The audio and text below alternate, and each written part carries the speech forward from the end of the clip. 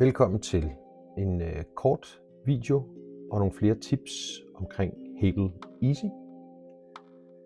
Lige nu der har vi Hable Easy parret med telefonen, og en af de ting vi gerne vil kigge på, det er appskifter. Så hvordan skifter man mellem åbne apps? Det gør man ved at bruge hjem-knappen i toppen, den brede med rillerne på, og når man dobbelttrykker på den, så kommer de åbne apps, og herefter kan man altså bruge pil venstre og højre i den nederste række af de runde til at vælge, gå til siden og finde den app man gerne vil åbne, og så kan man altså bruge firkanten i midten mellem pilene til at åbne den app. Et andet lille tip, som man også kan bruge, jamen det er at mute talesyntesen i VoiceOver, og det gør man ved at bruge pil til venstre og pil til højre på samme tid. Så hvis vi sætter hende i gang med at tale, så kan man simpelthen stoppe talen ved at trykke pil til venstre og pil til højre. Og nu er vi inde på en hjemmeside og vil gerne hoppe lidt i, lad os sige, overskrifter. Så skal vi have fat i rotoren, og den bruger man med de to midterste runde knapper. Det vil sige, den midterste knap i den øverste linje med cirklen har den, og den midterste knap i den nederste række, det er en firkant.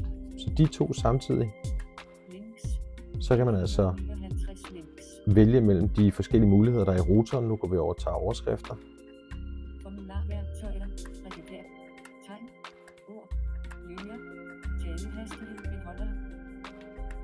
Overskrifter 25 overskrifter. Sådan. Nu har vi valgt overskrifter i rotoren, som vi gerne vil have. Og nu vil vi så gerne navigere ned over siden ved hjælp af rotoren.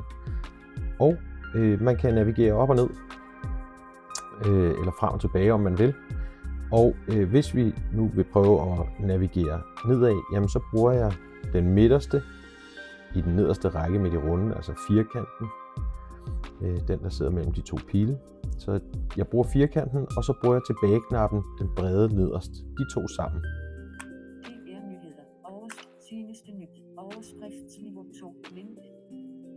Godt, så får jeg en overskrift her.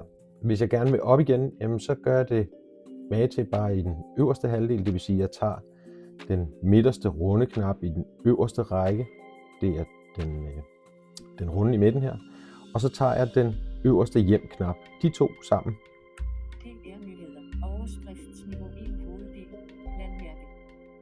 På den måde så kan jeg altså navigere op og ned, og jeg kan stoppe talen ved at trykke de to pile ned samtidig.